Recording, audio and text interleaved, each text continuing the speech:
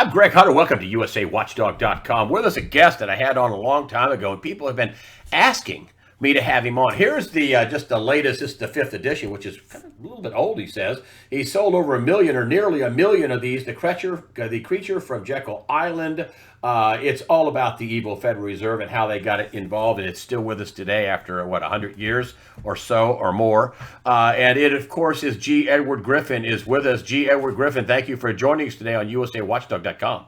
Well, thanks for inviting me, Greg. You have a big conference, and I started thinking about what am I going to talk about? Well, what's going on in the world? The Red Pill Conference coming up this weekend. It's Friday and Saturday. You got a big, huge lineup of guests, including yourself, Alan Keyes, Alex Newman, one of my favorite guys. You've got Ammon Bundy. I'm just a few of the great people that you got coming up. You've got this pastor Matthew Cummings. A ton of guests, a ton of people to talk about what's going on in the world, what's going on, in propaganda, what they're telling us. They want us to have a blue pill or a gray pill, and you're having your conference. The Red Pill Expo coming up in in Mesquite, which is about an hour north of Las Vegas. Can you give us an appraisal? Because a lot of people are so confused about what's going on. Of course, the mainstream media is one big giant propaganda machine. And, I'm not just saying that. As a former guy that worked at 5 TV stations and 2 networks, I mean, what I'm seeing is just pure propaganda. I mean, we have ABC News saying that, we sat on a story with Jeffrey Epstein. They knew about it 3 years ago. You have just unbelievable, one hoax after another. Now we have the hoax of, Ukraine, where the president asks about election interference and fraud and influence peddling, and the people that actually did it, the Bidens and many other people over there that are hooked up with George Soros. Well, you can't talk about that. We're going to impeach you. So, Edward Griffin, your appraisal about what's going on in the country, what is going on in the world? Red pill us. Okay, well, that's what the Red Pill Expo is supposed to be all about. In fact, it is all about that. And just for those few in your viewing audience that might not know what that's about, it goes back to that wildly popular sci-fi movie called The Matrix. And those who have seen the story, it's a sci-fi, of course, and all of mankind is living in an illusion. All humans are wired up to a machine. They're strapped in a vat, but they're dreaming. They're experiencing in their mind reality, what they think is reality, but it's not really at all. And so the whole story is to how a couple of those humans have escaped from that machine called the Matrix, and they're trying to rescue their fellow human beings. And to make the story interesting, it boils down to a choice. Do you take the red pill? If you take the red pill, well, then you can break free of the illusion and see life the way it really is. Sometimes not so pleasant, but it's reality. Or you can go back to sleep, you take the blue pill, and back into the vat you go, but you're content because everything in your mind is very pleasant. And I got to thinking about that a couple of years ago, and I thought, that's not a science fiction story. That's really happening. Maybe we're not in the vat, but we certainly are wired up in many ways through the propaganda machine called the media that you're talking about. We're wired up in that sense, and everything we see and think and hear and feel and sense in any way, our senses are being impacted by false stimuli. We're being given false information in most cases, just the exact opposite of reality. So I got to thinking about that, and I thought, sometimes my neighbors and my friends get a little glassy-eyed when you talk about things like what's going on in the world and some of these horrible things, and they say, well, I don't want to hear about it, But you can talk about them about illusion and reality, something is going wrong. Well, that's more interesting, and they think back to the Matrix and they remember the movie. So it's a way, I thought, of reaching through in a more acceptable way for some of these serious topics. So we gave it a try. Back in 2017, we held our first Red Pill Expo, in which we invited speakers from literally all over the world who were experts in their professional fields. In their personal lives, they had all taken a red pill of some kind and broke out of the illusion, and they're there to tell others about it. So we had the first expo, and I thought, well, maybe a couple hundred people might come. Well, blow me down, the place was packed, and I couldn't believe we had struck the chord. So since then, we've been ramping up on the Red Pill Expo. And this year, as you've already stated, it's going to be in a little town called Mesquite. In a very nice resort. A very nice little resort. It's a non-casino. It's in Nevada. It's on the border there. There are casinos elsewhere, but this is a little clean resort. There's no smoking, no gambling. In fact, it's a place where a lot of youth athletic teams come because they have athletic facilities there too. So anyway, that's where it's going to be. And so we have a great rundown of speakers in the fields of health, the illusions in health, the illusions in politics, the illusions in education, the illusions in the media, all of these things. The illusion in money and banking, that seems to be my specialty. And so people are coming, some of whom are sort of informed, but most of them respond to the slogan that we're using and have used for the Red Pill Expo. And the slogan is, because you know something is wrong. And that sort of spells it out for most people, not just in America, but all over the world. People everywhere are being fed propaganda and lies, false stimuli of all kinds, but deep in their heart, deep in their instinct, they know something is wrong. How does it happen that when you flip a penny, you would expect it to come up half heads and half the time tails? How come every time you flip it, it comes up tails? There's something wrong there with that. Reality is being manipulated in some way.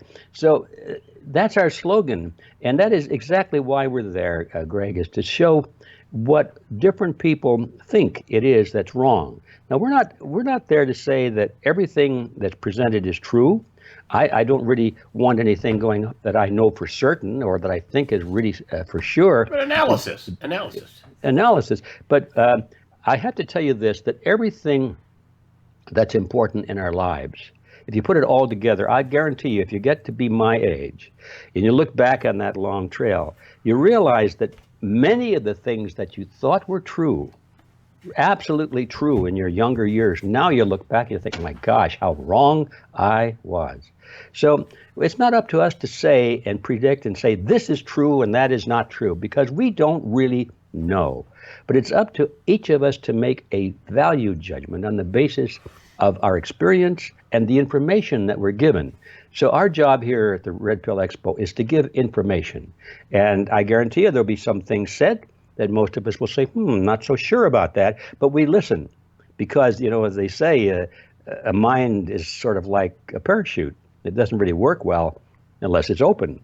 So we go in with open minds, but that doesn't mean, just because we have an open mind, doesn't mean we accept everything. But we're there to examine, to explore, and I guarantee you the typical experience for most people, including myself, is that when I walk out of a Red Pill Expo, I have already changed my attitude considerably on some very important things that affect my life. So that's basically, philosophically, that's what it's all about. Well, let's talk about your wheelhouse. And there's been so much in the news. We've had this longest expansion in history. They've printed tons of money on the front end of this, QE 1, 2, 3, 4. I mean, they went crazy. Now they're printing QE again. Now the repo market is kicked into overtime to fund banks overnight, and another $60 billion a month now out there. What is your estimation? Red pill us on what is really happening in the economy with the money printing. Well, what is really happening, Greg, in my view, is what has been really happening ever since the Federal Reserve System was created back in 1913. It was passed into law. And so what is that? I call it the creature because I don't think it's very friendly to freedom. I don't think it's friendly to prosperity. I don't think it's friendly to peace of mind or to our national sovereignty, all of these things. I think the creature was created by this I can prove. The creature, so-called the Federal Reserve System, is not a government agency, as many of your viewers probably know. But when I started down this path of inquiry, I thought it was. It comes as a shock to find out that here's a group of people that create the nation's money supply, a group of people that determine interest rates, a group of people that make all the important decisions about the economy, and it's got nothing to do with our government except that they bought the government. They literally paid off a lot of congressmen, not necessarily in money, but in prestige and in openings and getting elected and so forth, giving them media coverage so they would be elected and that kind of thing. So they used their tremendous ability to create money and control the economy of the nation to literally capture Congress. And so Congress gave them the right to issue money for the nation. It's an amazing reality. That you talk about a red pill. That was a hard one for me to swallow in the early days of my research, to think that my government, literally, which had the sovereign right to issue the nation's money, gave it by law, the Federal Reserve Act. They gave that law. They transferred that power and that right to a group of private bankers called the Federal Reserve. So there was one of the first really big, hard red pills for me to swallow was that fact. So now once we understand that the Federal Reserve is not a government agency and that it is in fact a cartel, and that's the word, a cartel. It's no different than a banana cartel or an oil cartel. It just happens to be a banking cartel. And so we understand that the group of people that is in control of our economy is a banking cartel. And then you stop and think, what does the cartel do? What is the goal of a cartel? And the answer, of course, everybody knows when they think about it is, well, the purpose of a cartel is to promote the interests of the members of the cartel. That's why they did it. They form into a cartel so that they can avoid competition with each other, so they don't have to fight on lowering their prices for goods or services. They share patents and research projects.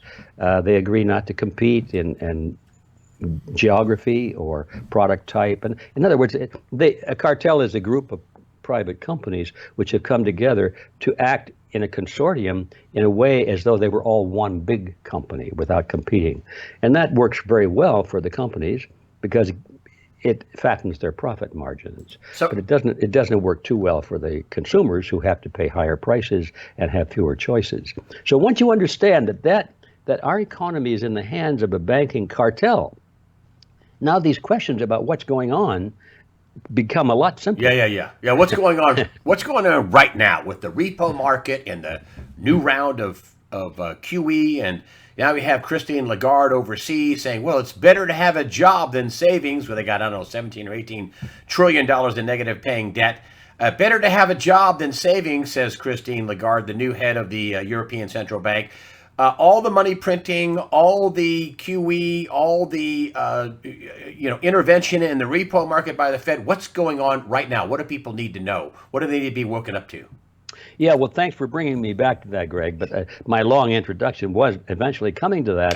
Because once we understand that this is a cartel, then we know that everything that this cartel does, and it's not just the Federal Reserve. The European Bank is another cartel of European banks, and they all meet together. The American cartel and the European cartel and the Asian cartel. They all meet together. They share common goals, and they don't compete with each other. They cooperate together. So it's an international cartel of cartels in a way. They all meet in Basel, Switzerland. And several times a year, and they come up with common policy. So once you understand that all of these decisions are made by cartelists, then first of all, you stop believing anything they say necessarily. They may tell the truth, but they're perfectly free to lie boldly because that's their mission, to protect the interests of the members of the cartel. And if lying will do that, well, they have to do that because that's their job. So it's like, first of all, so I answer your question by, you don't necessarily have to believe everything they say. And you put yourself in the position of a member of the cartel, say the chairman of the Federal Reserve System. You go before Congress, they have a committee meeting, it's televised, and there's the chairman sitting at a table, in a bare table, in a hard chair, and up on the dais, about 3 feet higher or 2 feet higher, and these big cushy chairs and the big mahogany table are the congressmen, right? And you get the feeling that, oh my gosh, who's in charge here? Well, it's the congressman, and they're grilling this employee or this servant down here called the Federal Reserve Chairman. But the reality is, it's just the reverse. Those guys up in the big cushy chairs asking the questions and looking very dignified and very concerned about everything, they have no control whatsoever over any of the policies of the economy or the money. Which brings us to the policies. Why are they printing all this money? Are they in trouble? Is the whole thing getting ready to blow up? Yeah. What is going on right now? Okay, well, thanks for keeping me nudging along. I want to keep you right in there because this is an unbelievable, unparalleled. We have the longest expansion in history. They've all of a sudden completely switched around, and they went from, we're going to keep raising interest rates to, no, we're not, we're going to lower them, and now they're stopped. And then they've come up with QE, and they're in the, the repo market. What in the heck is going on? What are they afraid of? Okay. Well, see, you're a newsman and that kind of a guy, and I'm a sort of a historian sometimes. And so we come at this from different perspectives, and now they come together. And you want to say, okay, forget all the history and all this background. What are we up to? And I'm saying that, well, I'm going to tell you what we're up to, but unless you know the background, you won't believe it. Okay. So right. That's what this is all about. We have to realize that these people are not working in our best interest. They have their own hidden agendas, which is everything is for the banks. It's that we're living in a system of the banks and by the banks and for the banks. Now that is a reality. So now, what's going on today? Well, I can tell you that it's not in the interest of the people of the world. It's in the interest of the banks. They raise interest rates only because it will improve the position of the banks. They lower interest rates only because it will improve the position of the banks. Whatever they do, it's for the banks and only for the banks. And just because they talk about, well, we're going to preserve jobs or stabilize the economy, or we're going to fight inflation and all these things which imply it's for you folks, you have to scratch all that from your ears, because you have to look at these people and say, okay, everything they do is for the best interest of the banks. So now we finally come to your question. What's going on? They're flooding the world. This isn't just in America, but it's all over the world now. All these central banks, by agreement, surely between them, are expanding the money supply and expanding the money supply. And the question why is hard to answer, because I don't sit in those chambers when they make these decisions. But knowing a little bit about how the system works, I suspect this is why. They see that the wheels are coming off. It's kind of a game of, well, let me put it this way. The system of inflation under which we live cannot go on forever. If you take a number and you double it every day, it doesn't take very long before the number is so large that it's impossible. And then the day after that, it's twice as impossible. If you start doubling a number every hour, probably by the end of the day, you would have a number which has so many zeros that if each zero were a half an inch wide, it would go around the universe, okay, something like that. It's impossible. So all systems of exponential growth always collapse. They come to an end at some point. It's hard to tell exactly at what point, but you do know that there is a breaking point where it just moves beyond reality. The banks know this better than most people because they deal with these exponential expansions of numbers. So I'm assuming that they feel that they're at the end. You can smell it, you can see it, you can touch it almost. And so what do? Well, you don't suddenly start to be conscientious and say, well, gee, we made a mistake. Let's start moving backwards and see if we can't fix it. They can't, because their machine only has one direction to go. So their thinking, I believe, is we're at the end, guys. Let's just make it for what it's worth. Grab all we can so that when the system collapses, we'll be okay. Now, that's kind of a crude way of putting it, but I think that they're going for broke because they know it is broke, and there's not much they can do about it. Now, what they intend to do, I think I know, and that is that they're waiting for the big collapse to come. They'll personally be okay because they will have amassed hard assets. They're trying to hold all the gold, all the silver, all the real estate, all the stuff that has value, the tools and the machines and stuff like that, the food supplies. But everything else, which is based on numbers and paper and debt and all that will collapse. And so they'll be able to pick up everything with like pennies on the dollar. Those who have assets will be able to acquire the rest of the assets that are being foreclosed on because the system collapsed. But then I think what they're planning to do is jump in one big step to the international money supply. They'll say, okay, the world was bad to us. They won't admit that they had anything to do with it. They'll say, look, what happened is because all these wars, or they'll blame somebody. It won't be them. They'll probably blame you and me for bringing the truth out and writing these bad books about the Federal Reserve and causing the public to lose confidence in the system. And that's what broke the system, stuff like that. But what they'll say, okay, now we are going to fix it. And the average person will think, oh, well, good, I'm glad they're going to fix it. Not dreaming or knowing that it was a cartel that broke it. So they're going to turn right back to the members of the cartel and say, well, fix it. And so what they're going to do is offer a fix, which will be the same thing, only it'll be international in scope. There'll be one new money supply that they'll offer, and it'll be just as bad as all of the old ones, but we won't know any different because the experts, the authorities are telling us, oh, this is going to fix it. So all the old system will be swept away, leaving in its debris all of the 99% of the people struggling, drowning, clamoring for survival, begging for anything that would help them put food on the table or have a job or have clothes to wear and heat in the house and when it's cold. They'll beg for anything. They won't ask these academic questions or what would a better system be. All they will want to know is who's going to help us. And so the politicians and the bankers will step forward and they'll say, we'll help you. And everybody says, oh, good, good. Well, what do you want us to do? And they'll tell us what to do, which is go live in the barracks and eat the food we're given and have the health care that's provided. And we'll become slaves. They own the system. And that's the end game. And, of course, when the people rebel, as many of them will, martial law will come out. And people like you and I will be put in FEMA camps and will be called terrorists and so forth.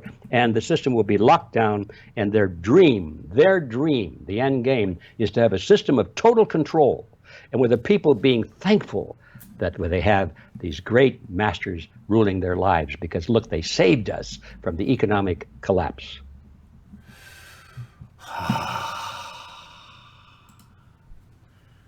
Nirvana, explained in about 5 minutes.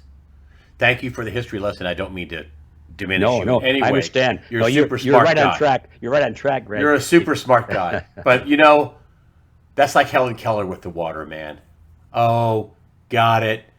So, and what do you make of Donald Trump? They want him out. Oh my gosh, they want him out. They want him out. They want him out by any means necessary. They want him out. They want him out. Why?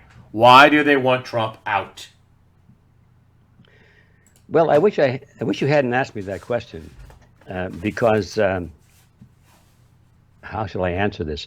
I'm going into unproven territory right now. Everything I've said up until now, I have some very hard evidence to back up what I'm saying. Now, this question about Mr. Trump causes me to reflect back on what I've learned in my years of researching how this cartel and their friends and other cartels as well, how they work. And I've learned that their most powerful enemy, I'll get this right, their most powerful weapon is to offer their own opposition. They call it controlled opposition. That's how they sold the Federal Reserve, by the way, to the American people. The banks put together the Federal Reserve System, and then they had to sell it, make the people want it. And so some of the bankers themselves went on public on the road and began to speak against the Federal Reserve that they had created. They said, this system is bad. It's going to be bad for America, be bad for business. And the average person read that in the newspaper and said, oh, listen, Maud, look, the bankers don't like the Federal Reserve much. It must be pretty good. That's how it worked. It always works that way. So you think Trump, a lot of people will disagree with you on that, but you think I know that, of course. He might be controlled opposition. I'm not even saying that's what it is. I'm just saying that I'm aware of this pattern. It's the strongest weapon they have. Now, if they wanted to get rid of Mr. Trump, I think they could have. In fact, I believe they could have prevented him from being elected because some years ago I produced a documentary film called Invisible Ballots. And this was at least 15 years ago. I was convinced then that they actually could, at that time, control the count on any election if they wanted to because of the computerized systems which they control, no paper record or anything like that. It's all electronic and it's easily controlled. And when Mr. Trump was elected, I thought, why did they let him be elected? And then I just tucked that question away. And then I remembered that Mr. Trump was on the campaign trail early, and he said, vote for me because I'm a businessman. I make deals. I'm a deal maker. I can work with anybody, he said. I don't care who it is. I work with them. We get things done. And most people thought, oh, that's good. Yeah, we want somebody that gets things done without asking what things. But I was thinking about what things are going to get done. And I tucked that away. And then a few months later, after it became a little more popular, the press condemned him, but they didn't condemn him. They were always saying that the left condemned him. Well, there are a lot of people that think that if the left condemns something, it's got to be good without examining what it is itself. I mean, the left condemns the right. The communists condemned the Nazis. Does that make the Nazis good? No, but it's a game that they play very well. They know how people don't ask those deep questions. And so I had that tucked away in my mind. And then I read in the paper that Mr. Trump spent a day with Henry Kissinger in his place in New York. I thought, what? What is Trump spending with Kissinger? Times with Kissinger, who, as everybody should know, is the bag man for the Rockefellers. And they're the most powerful economic and political force in the United States, maybe second to, in the world, probably number two. What? And then all of a sudden, of course, he told us. I know now what he was doing there. He was making a deal. He said he's a deal maker. A deal. Well, what could the deal have been? I don't know. These are just questions, Greg, just questions. And so Trump gets elected. I think, that's amazing. And everybody's cheering him because the left hates him. Now, I'm here to tell you that if Trump didn't have all these outrageous, ugly people screaming and yelling and threatening and doing stupid, outrageous, vulgar things against him, I think he would look like a buffoon. But Really? He's got the right enemies. He's got the right enemies. I mean, so he did looks good. just on his behalf. He got us out of the TPP. He got us out of the Paris Climate Accord. Put us right back, by the way, have you noticed, in a different arrangement. We're not out of the international agreement. We appear to be.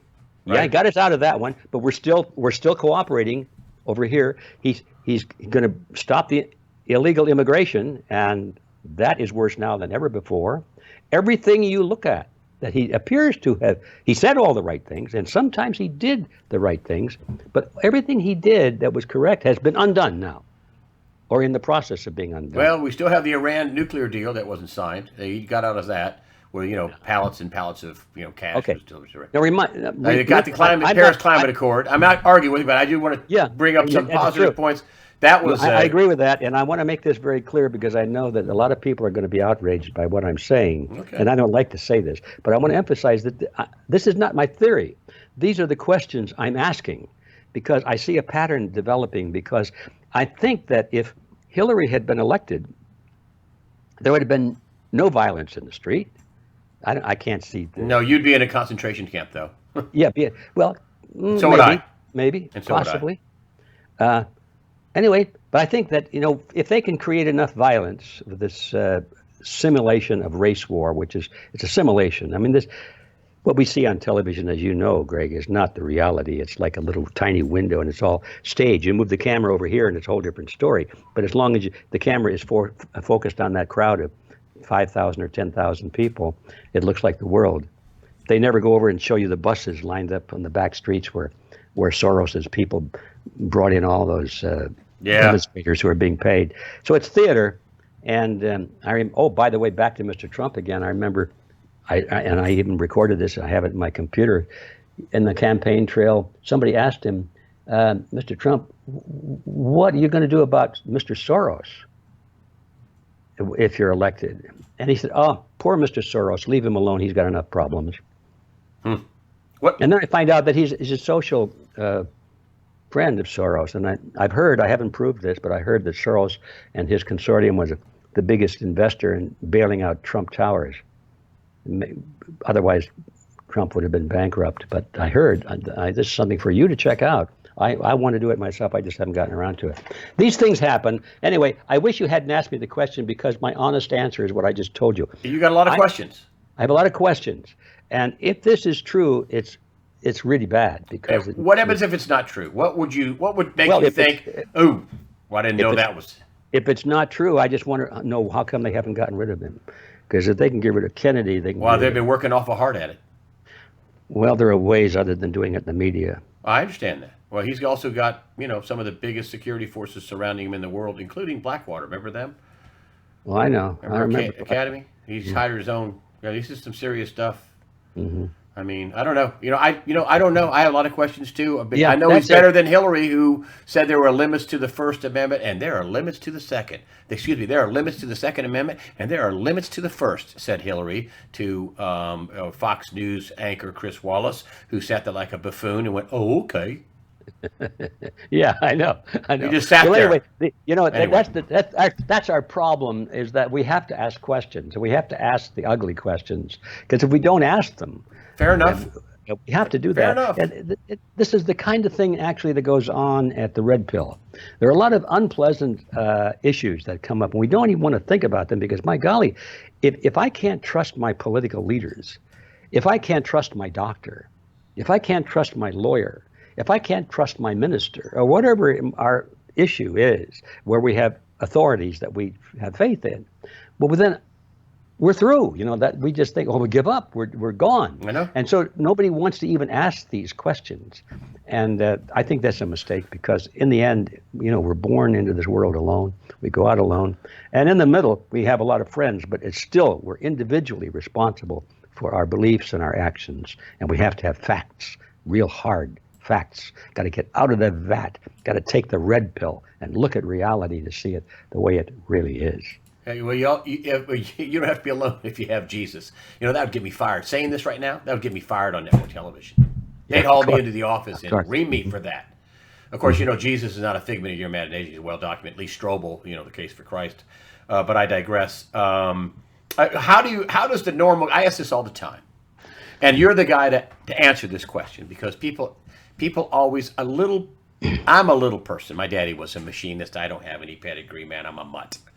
And so little people like me want to know, what the heck do I do? What do I do? What do I do with this bankers, and they're printing all this money and they want to take control? What does the little guy do in your estimation? This is in your wheelhouse. Well, I think I have an answer, and it's one of those unpleasant answers, by the way. The way the question is normally asked to me is what can the average person do? Okay. And my answer is nothing. The average person is not going to do anything. The average person will watch his television. He'll never ask questions, especially the hard questions. The average person will believe everything that his authority tells him. The average person will back away from controversy, and because he doesn't have the stomach for that. He wants to be loved and liked by everybody, so he'll never speak up, even when his most basic rights are being violated. Average person can't do anything. So the answer is, if you want to do something, is stop being average. You got to climb up out of that level and you have to become unaverage. You have to start asking questions, and you have to stand up and be able to take it on the chin now and then. You've got to get into the fray, get into the battle, speak up, join with others of like mind, get organized, start becoming active in the political arena, start forming your own channels of communication, start teaching your own kids instead of turning them over to the state. You've got to stop being average. And that's the answer. That's what we talk about at Red Pill. At the ending session, we'll be talking a lot about something called Red Pill University, as where we begin to take back sovereignty over our own lives and our own environment. In the physical world, should people be owning silver, food, water? I mean, for the rough spots that may happen coming up. If Donald Trump is the guy that they want to destroy, and we get into a full-blown battle between Trump and his backers, which a lot of people say are the military and the white hats, and the globalist, evil, Luciferian, I don't know, National Socialist, communist, Marxist, globalist, Satanist, I don't know, pick one term. They're all in there. One, yeah. Right. If we get into a real knockdown, drag out, they're going to crash the economy and they're going to make Trump look bad. Do normal people need food and water and silver and some cash and, stuff like that? A car title? Yeah, Greg, I think that the question produces its own answer, is that you've got to have assets that are not paper money or based on paper money. if push comes to shove, you've got to be able to eat. You've got to have something that serves as money. That means barter. So even whether it's moments of crisis or moments of calm, I have always felt, since I learned anything about money, which was when I started to write my book, but ever since that day I realized what the history of money was and how civilization has gone through cycles where economies collapse. They collapse. It's not something you wonder if, it's a question of when. And once you realize that, then you start thinking, well, what happened to the people that lived in those economies when they collapsed? And it's always the same. Those that were totally dependent on paper currencies or whatever the national currency was, they perished in one way or another. Some of them physically perished. The rest were just reduced to slavery. They had to be beggars or whatever. But those that had physical assets, and what usually that's gold or silver, but it could have been other things. It could be. I say this jokingly. Today I said if I could make a recommendation, if you got some money, go buy a warehouse full of cheap white wine, okay, and then guard it, because when things really get bad and people can't afford anything else, they'll be buying wine to dumb down their senses. So you'll do very well with wine or rubber tires or cement. Bags of cement, things like that everybody needs, even in times of great crisis. You'd be better off than if you just had a big stack of dollar bills that don't buy anything anymore. So the answer is you need physical assets if you have any resources at all.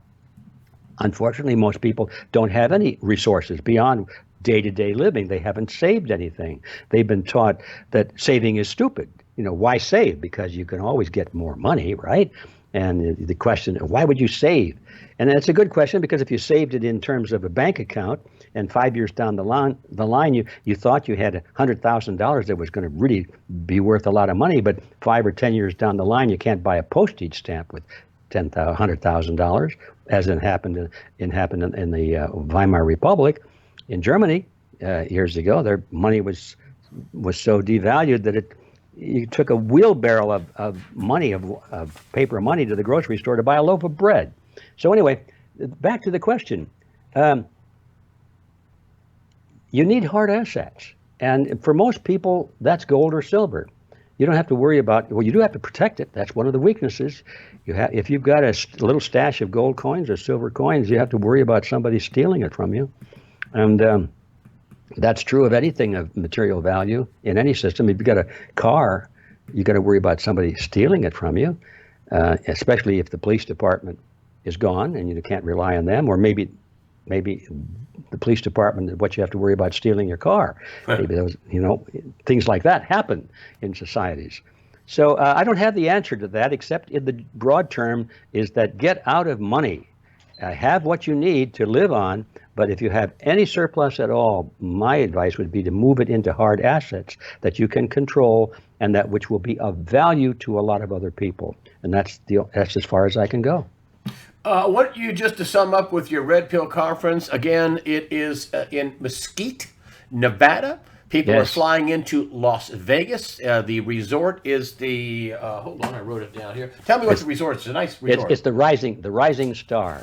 Mm-hmm. Rising Star. So Rising Star, the website, which I'll put up here for you, because this is Friday, Saturday, and then Sunday's a hangout day. This is this coming weekend. The 8th, the 9th, and the 10th is the hangout day. Is that right? Yes, it is. And so the website is Red Pill Expo, not just Red Pill Expo. You have all the list of speakers and people coming. Right, it's redpillexpo.org. And I have to say that we know that most people that are listening to you cannot come to Mesquite. So this will be available as a live stream also. Fantastic. And you can find that on the redpillexpo.org. Yeah. And the cost for the live stream is? Oh, it's horrendously high, $25. It's the cheapest I've ever seen. For 2 days. All these. Wow, $12 a day, $12.50 a day. Yay. Yeah, right. And then you can come to the conference and shake hands and press the flesh with all the great. Well, that's the live stream. In order to get in the door and do all of those good things, it's going to cost you now $125. Okay. And that's this weekend. Again, the website is. Excuse me. I'm sorry. That was $195. Okay. It was 1 day. 1 day is 125. Okay, so 2 days is 195. You get a break. Yeah. Redpillexpo.org. I'll put the links up in the after the interview section for you folks there on YouTube. Just go up to the right through. I'll put the all links are at usawatchdog.com. Just go there. Go to the after interview section. You'll see the redpillexpo.org. Right. G.Edward Griffin, the author of this book, Creature from Jekyll Island. You're going to be talking in the expo about medicine, about politics, about money, about finance, about just about everything that is under the sun that people need to get a red pill, get the real deal, some real questions, some real perspectives, some real analysis. If I could just throw one last thing on that list, 5G. We're going to be talking about 5G. We're going to be talking about the connection between antidepressant drugs and mass shootings. There's the connection. Yes, Nobody's sir. talking about it. G.Edward Griffin, again, The Creature from Jekyll Island in its 5th printing. Fantastic book. Sold about 1 million copies, according to you, worldwide. G.Edward Griffin, good luck on Red Pill Expo. Redpillexpo.org is where you find all the information. You could get it live stream if you can't drive out there. G.Edward Griffin, thank you for joining us today on usawatchdog.com. Thank you, Greg, and goodbye.